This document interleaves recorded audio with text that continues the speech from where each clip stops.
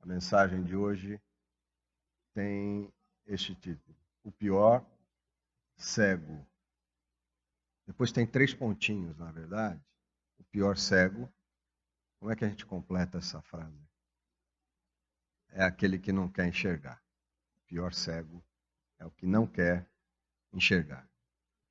Mas vamos então ao texto. João 9, de 1 a 12, diz assim: Enquanto Jesus caminhava, viu um homem cego de nascença, e os seus discípulos perguntaram: Mestre, quem pecou para que esse homem nascesse cego?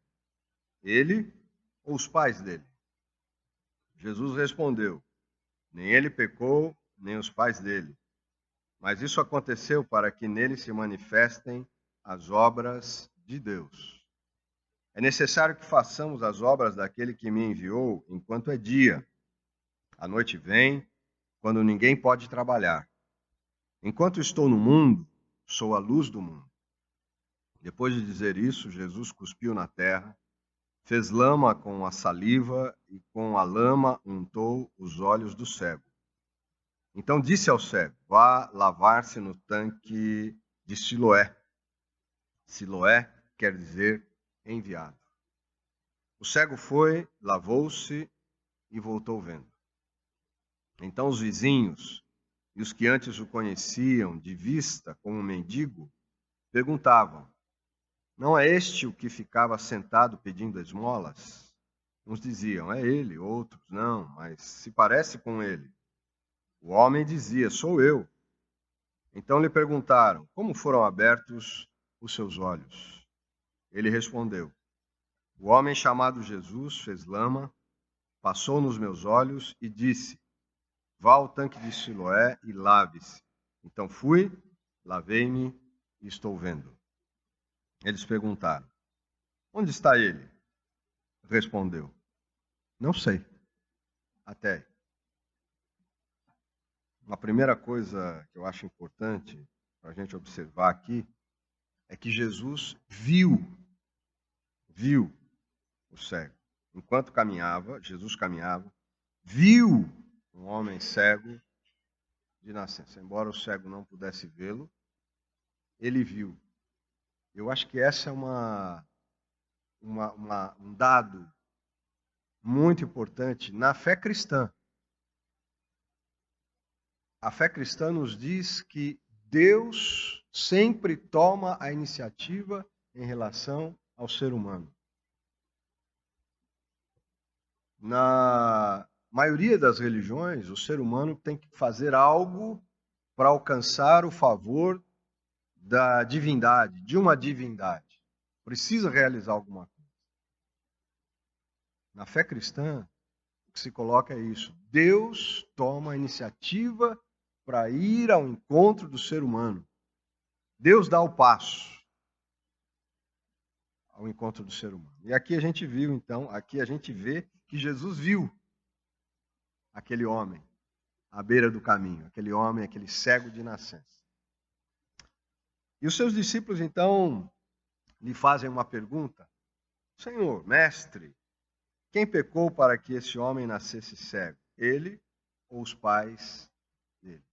É uma visão que eles tinham, né? Estavam preocupados com as fraquezas humanas. As fraquezas humanas. Quem pecou? Tem muita gente que olha a vida sob esse ponto de vista, sempre da... Onde é que está o erro? Onde é que está o problema? Quem errou? Quem falhou? É um olhar de censura sempre. Onde está o problema? Muitas vezes a gente, atravessando a vida assim, a vida vai se tornando difícil. A vida já é difícil em si mesma. A vida não é fácil para ninguém. E se a gente ainda tem esse olhar de sempre procurar o erro, quem errou, quem pecou, a vida fica ainda mais complicada. Fica ainda mais difícil. Os nossos relacionamentos ficam ainda mais difíceis. O olhar de Jesus é diferente. A visão de Jesus é diferente. A expectativa de Jesus é diferente. O que ele disse para os seus discípulos? Nem ele pecou, nem os pais dele pecaram, mas isso aconteceu para que nele se manifestem as obras de Deus.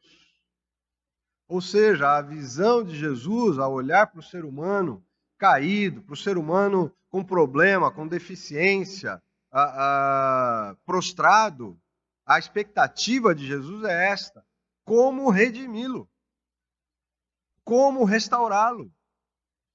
A grande obra de Deus que se materializou em Jesus Cristo, é a obra de restauração do ser humano, da vida humana.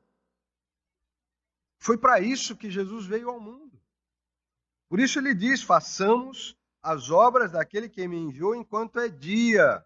E a noite vem, quando ninguém pode trabalhar. E o trabalho não é outro, não é construir igreja, não é outra coisa institucional,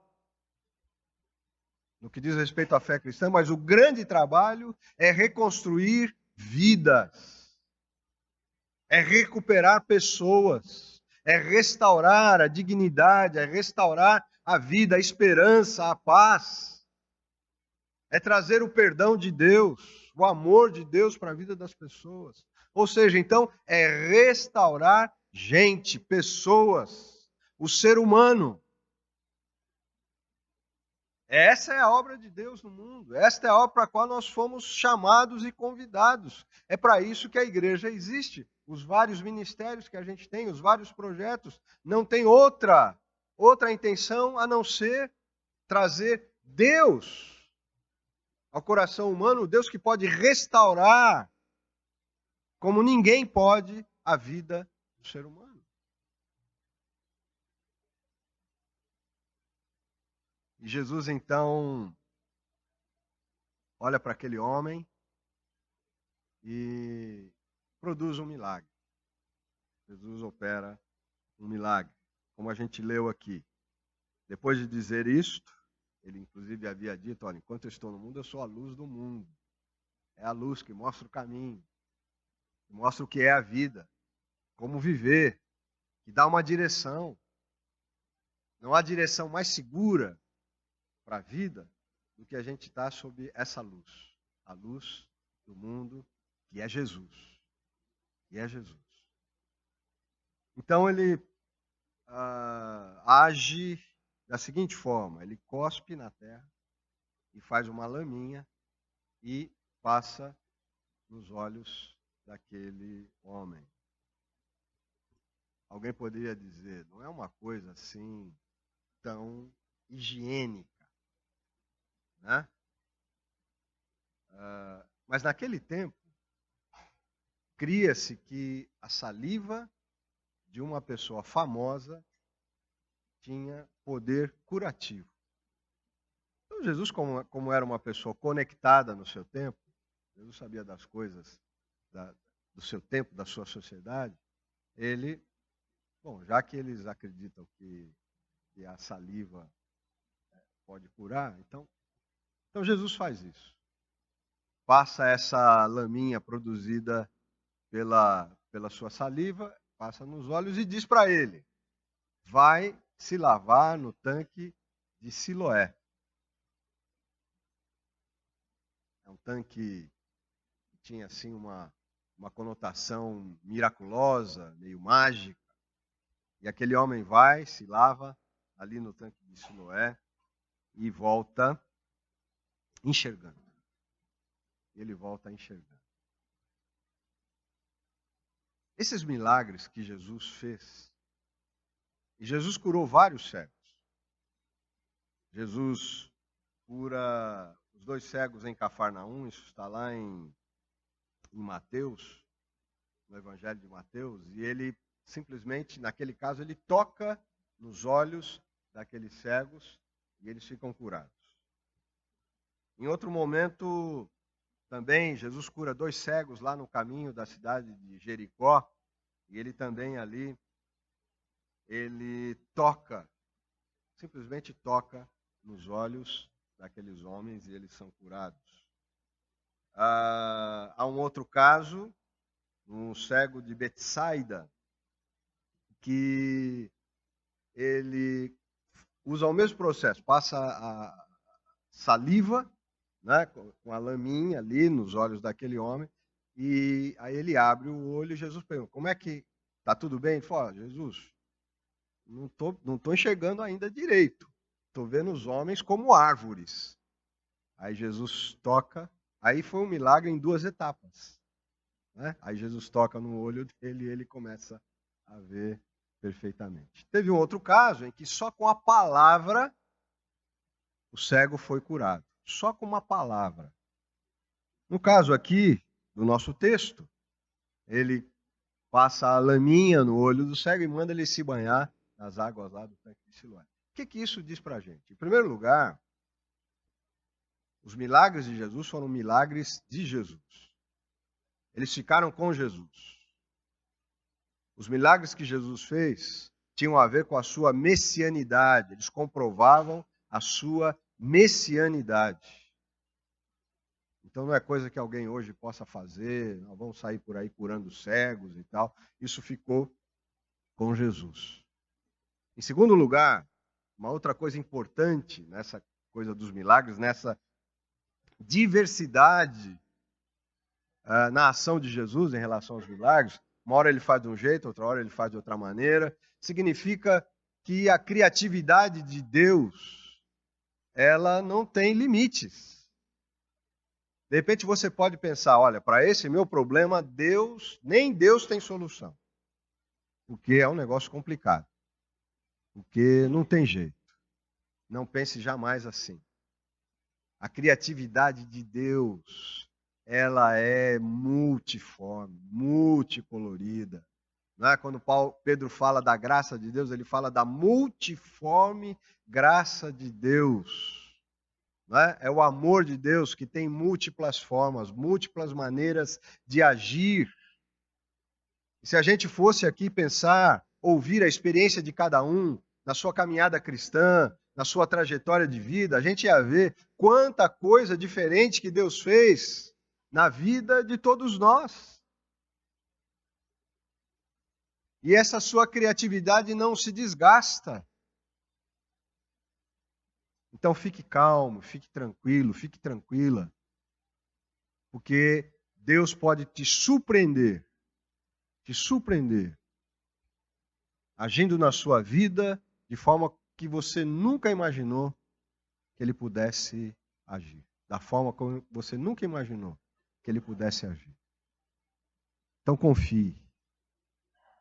Porque Ele é o mesmo ontem, hoje e será para sempre.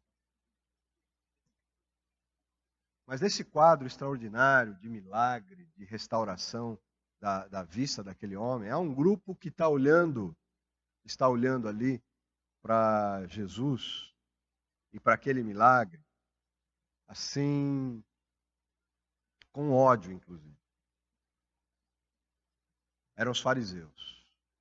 Era um grupo de judeus liderado pelos fariseus, que eram os judeus ortodoxos, né? Que praticavam a lei nos seus mínimos detalhes, eram escravos da lei e tal. Haviam inventado adendos para a lei de Moisés. E se tornaram escravos daquelas coisas. Né? E o sábado, por exemplo, era um negócio assim, ninguém podia fazer absolutamente nada no sábado. Ninguém podia fazer. Até hoje lá em Israel, e esse é um negócio tão forte que até hoje lá em Israel, no sábado, os judeus ortodoxos, há os judeus super ortodoxos lá em Israel. E conversando com um judeu, ele dizia que no sábado não pode fazer nada. Um judeu ortodoxo, ele não mexe no interruptor de luz. Ele não pode acender ou apagar uma luz. Ele está fazendo um trabalho. Ele não pode apertar o botão do elevador. Se ele mora num prédio, ele não pode apertar porque ele está fazendo um trabalho. Então, lá nas grandes cidades que tem prédios, nos elevadores, no sábado, o elevador para em todos os andares, para que ninguém precise apertar o botão. Tá? É programado para parar em todos os andares. Veja como a coisa é forte. Era assim lá no tempo de Jesus, aqui século 21. Existem pessoas ainda presas a esse tipo de coisa. Né? E Jesus cura aquele homem, então, num dia de sábado. Isso para eles era o fim. Nós vemos em outros textos aqui do Evangelho que eles queriam matar Jesus Cristo. Eles queriam matar Jesus. Como é que pode esse indivíduo transgredir o sábado? E Jesus, em algumas ocasiões, dizia para eles: vocês não entendem. Vocês não entendem que o ser humano é maior do que o sábado. Que o mais importante são as pessoas. Eles não estavam olhando o milagre que Jesus havia feito de ter curado o cego. Eles estavam indignados porque era um dia de sábado.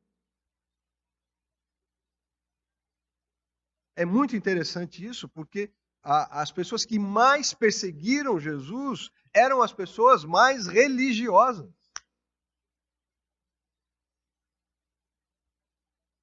E eles chamam aquele rapaz para a sinagoga e perguntam: olha, o que aconteceu? Um homem me curou. Né? Eu estou vendo um homem aí que me curou. Não, mas esse homem, a gente sabe quem é esse homem. Esse homem é um pecador. Esse homem é um pecador. Ele falou: não sei se é pecador, mas eu estou vendo. Eu era cego e agora eu estou vendo. Aí eles resolvem chamar os pais do rapaz. A história, né, a gente não ia ler tudo, mas a história conta. Eles chamam os pais e perguntam para os pais: olha, esse rapaz que está vendo agora aí, diz que foi curado, ele é filho de vocês? É nosso filho. E ele realmente era cego? Olha, ele era cego de nascença. Mas o que aconteceu? E os pais, com medo dos judeus, falaram: a gente só sabe que ele está vendo, mas perguntem para ele já é bem crescidinho, perguntem para ele o que aconteceu. E eles estão nessa luta, eles querem, de alguma forma, pegar Jesus Cristo. E ele diz: olha, aquele homem me curou. Depois ele vai dizer, quando ele é questionado, né, pelos fariseus, ele diz: olha, esse homem eu acho que ele é um profeta. Eu acho que ele é um profeta. E ele é expulso da sinagoga. Ele é expulso. Você não venha mais aqui. Como se fosse expulso da igreja por ter sido curado por Jesus. E a gente não pode ficar assim achando que era só lá com os judeus, porque há um texto lá em Apocalipse que fala de uma igreja na qual Jesus está do lado de fora, a igreja de Laodiceia. Jesus diz: eis que estou à porta e bato. Se alguém ouvir a minha voz e abrir a sua porta, entrarei em sua casa, cearei com ele e ele comigo. Ele está falando isso para uma igreja que tinha todo o aparato religioso, mas Jesus estava do lado de fora. Então nós temos que tomar cuidado com os aparatos religiosos, pessoais, com os aparatos religiosos institucionais. Se Jesus de fato não fizer parte da nossa vida, não estiver na nossa casa e realmente presente na nossa comunidade, toda a religiosidade é vazia, é oca, não serve para nada, muito pelo contrário, se torna muitas vezes um peso na vida das pessoas. Uma opressão, inclusive. Jesus então se encontra com aquele rapaz e ele vai dizer para o rapaz que havia sido expulso da sinagoga, né? Você crê no Filho do Homem? Você crê no Filho do Homem? E ele, mas quem é o Filho do Homem? Filho do Homem é um título que Jesus toma para si, um título messiânico, que está lá no livro do profeta Daniel, lá no capítulo 7, se eu não me engano, de Daniel, versículos 13 e 14, que ele fala então sobre o Filho do Homem, né, uma referência ao Messias que viria, que teria um reino eterno, Filho do Homem. Então Jesus toma para si esse título, ele é o Messias. E Jesus então pergunta para aquele moço: você crê no Filho? Não, quem é? Ele falou: sou eu que estou falando com você. Então eu creio Eu creio, Senhor. E diz então a história que ele se prostrou e adorou Jesus Cristo. Primeiro ele chama Jesus de um homem me curou. Depois ele responde lá para os fariseus, eu acho que ele é um profeta. Mas finalmente ele encontra o Jesus que é o Messias, o Deus encarnado. Eu creio e o adoro. Mas aqueles homens não querem ver. Não querem ver. E aí então, Jesus traz as seguintes palavras aqui no final do capítulo 9 de João. Versículos 39 principalmente. Depois do rapaz tê-lo adorado, ele diz, eu vim a este mundo para juízo, a fim de que os que não veem, vejam, e os que veem se tornem cegos. Ou seja, aqueles que têm a humildade de reconhecer que são frágeis, que não podem tudo, que precisam de Deus, estes vão enxergar o próprio Deus. Estes vão conhecer o caminho de Deus. Estes vão saber o que é a vida de verdade. Mas aqueles que se acham donos de si, aqueles que se acham autossuficientes, estes verão cada vez menos, quem eles mesmos são. O que é a vida? Por que estamos aqui? De onde viemos? Para onde vamos? E esse é o grande drama da humanidade. De onde nós viemos? Por que estamos aqui? Para onde vamos?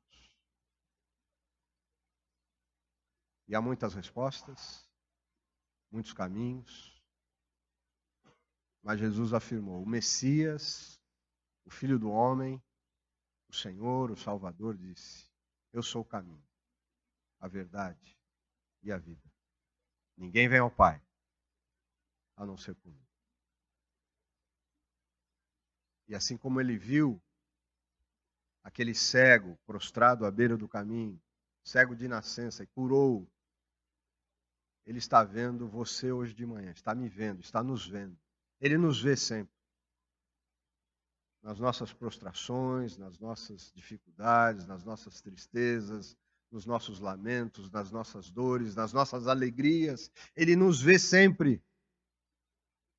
E ele se sensibiliza com a gente. E ele quer abrir os nossos olhos para que nós enxerguemos a vida como ela precisa ser vista, em todas as suas dimensões. O pior cego é aquele que não quer ver. Será que você tem visto tudo o que é preciso ver na sua vida pessoal? Será que você tem visto tudo o que diz respeito à sua vida familiar? Você tem tido uma visão clara dessas suas relações familiares? Você tem visto com clareza a sociedade onde você está inserido, os acontecimentos que aí estão, enfim. Nós precisamos constantemente cuidar dos nossos olhos, para que não percamos a visão. A visão de quem nós somos, a visão do que é a vida e principalmente a visão de quem é Deus. Então, abra os olhos. E Jesus que te vê do jeito que você é, do jeito que você está, quer lhe dar uma visão clara das coisas. E caminhar com você. E abençoar a sua vida. Deus te abençoe. Amém.